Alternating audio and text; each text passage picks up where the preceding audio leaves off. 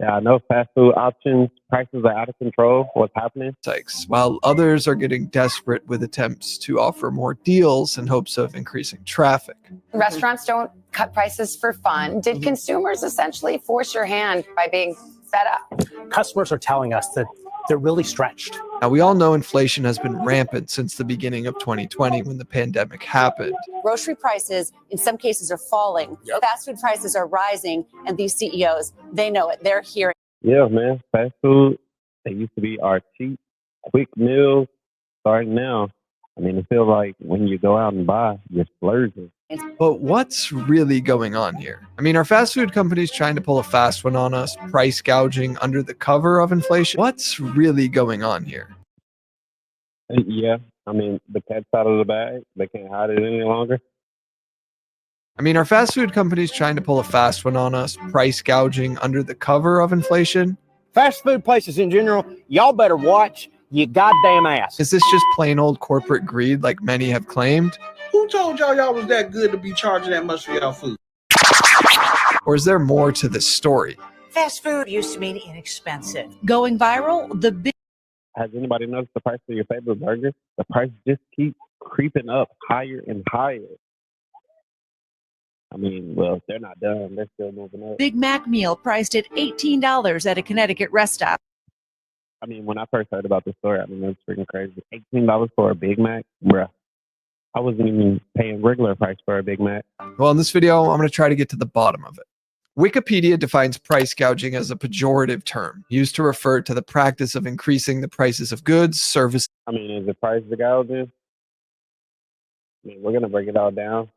We all know numbers don't lie. According to some of the facts, recent reports, fast food has increased 10 to 15% over the past 2 years. For example, a $5 combo meal, man, it's now like 7 or 8, and that's if you're lucky. You're looking at $10 minimum. Fast food is starting to look like luxury food.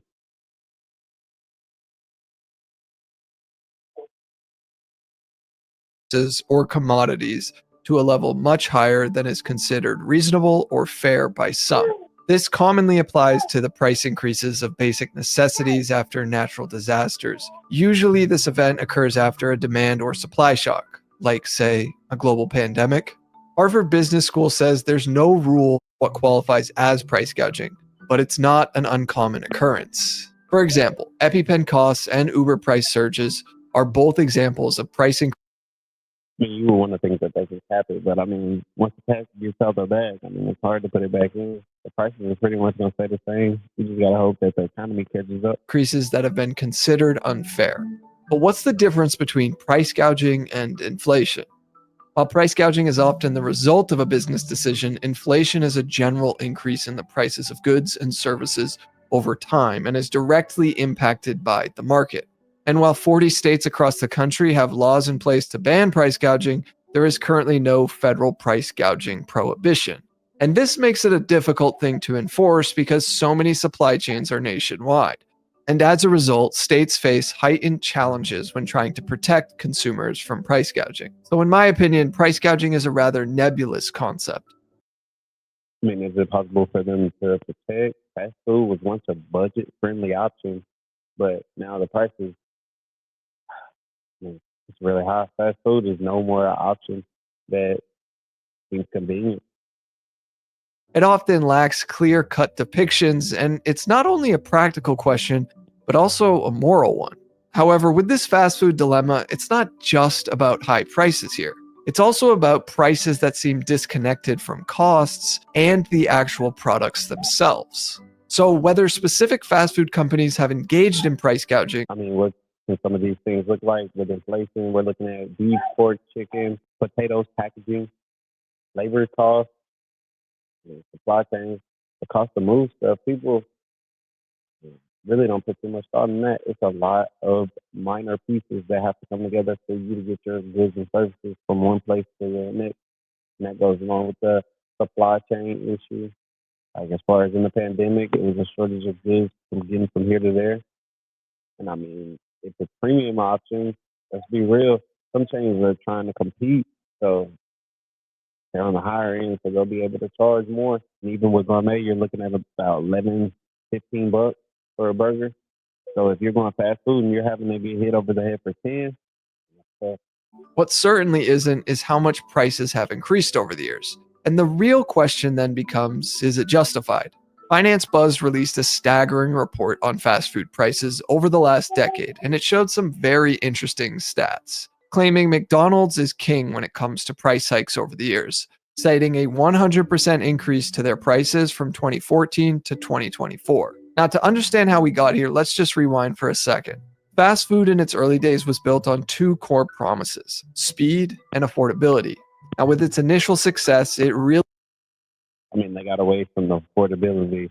They didn't waste any started to time. become a symbol of American culture. What the food may have lacked in quality, it ultimately made up with cheaper prices and the convenience of getting it quickly. However, today, the same can't be said. It's not breaking news, but fast food is rarely fast anymore. And it's becoming pretty expensive for what the quality Fast food is. is not fast Now, over the anymore. last 2 decades, rising costs have hit the industry hard. Real estate prices, minimum wage increases, and supply chain inefficiencies started driving up costs. Add to that the increase in costs of beef, chicken, potatoes, along with paper products, and suddenly the simple cheap burger wasn't so cheap to make anymore. These changes laid the groundwork for the price hikes that we're seeing today, but they only tell part of the story. What's happening now feels different, like something has fundamentally shifted. Oh, I'm sorry. Could you put her on, please? Dude, this is a Wendy's restaurant. And I know you're thinking, where do we go from here? Your visit out to eating, people are going to go out less, switching up to alternatives, homemade, budget meals, cost-effective meals, looking for deals, rewards, apps, programs, limited offers, navigating these price hikes. That's a lot to do. Okay. But I have to keep it real. It's not just the rise in costs that are part of doing business. It's also factors like increases to advertising spend, ballooning executive compensation packages, along with significant investments into technology, like mobile apps for these companies. Oh, and of course, stock buybacks, returning billions of dollars to shareholders. But don't just take my word for it. Let's look at some of the numbers. According to the Federal Reserve's economic data, food away from home, which is the category that includes fast food, this rose roughly 28.5% over the last 5 years. But Whoa, that's crazy, 28%. general overall inflation rose only 24%.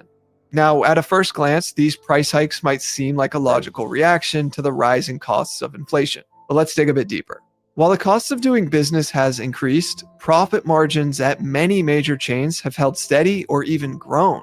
Take McDonald's, for instance. Despite facing higher expenses, their operating margins climbed to nearly 46% in 2023, up from around 41%. This is crazy. 2014, you see where it is. Then it dipped a little bit, but it's been on a steady increase. And there's McDonald's on almost every corner, taking advantage of the whole community.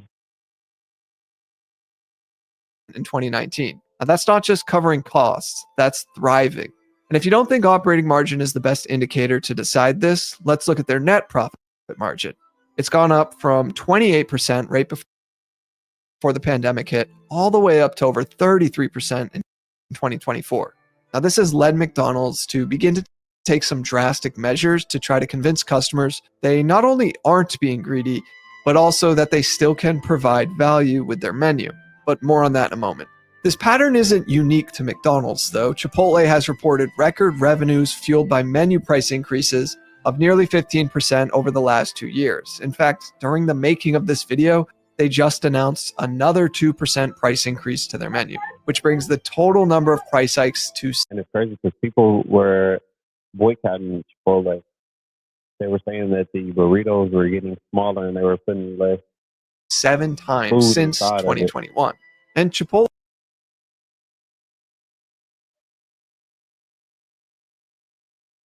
technically isn't fast food and is more in the category of fast casual dining, but they still are a part of that food away from home stat that I provided from the Federal Reserve. And so we can still learn a lot about their recent financial performance over the years.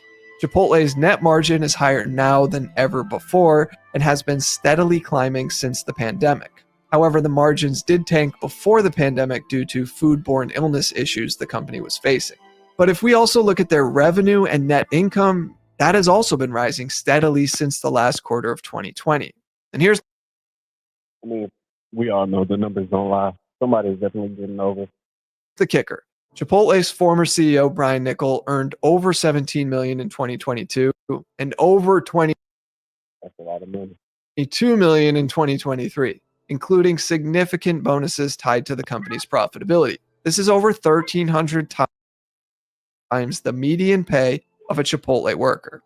Now, $1 million stock buyback program, essentially funneling excess cash back to shareholders instead of, reinvesting it into operations or finding out ways to keep prices stable. Additionally, Yum Brands, which owns Taco Bell, KFC, and Pizza Hut, instituted price hikes in I mean, who wants Taco Bell, Yum Brands? 2023 and cited that it was a last resort option, while later that year clocking in a 21% increase in total revenue over its pre-pandemic earnings. Now, since then, executives at the company have authorized a $2 billion share repurchase program, returning $678 million to its shareholders. Well, it's a cold world. I beg your pardon?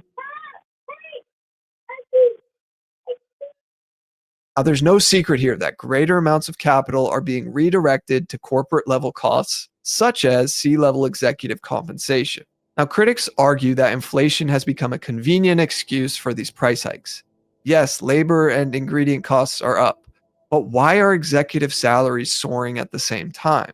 Why are companies increasing ad budgets and launching multi-million-dollar stock buybacks while citing higher costs as the reason for passing price increases onto consumers? Now, in some cases, the numbers suggest these companies are taking advantage of inflationary pressures to pad their profits. In fact, a recent analysis from the Economic Policy Institute found that corporate profits accounted for over 40% of price increases across several With all this news, where do we go from here? Maybe we just need to start eating fewer French fries and more veggies.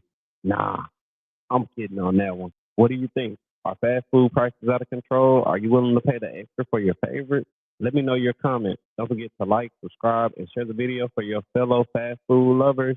And until next time, keep your fries crispy and your wallets happy. Holla.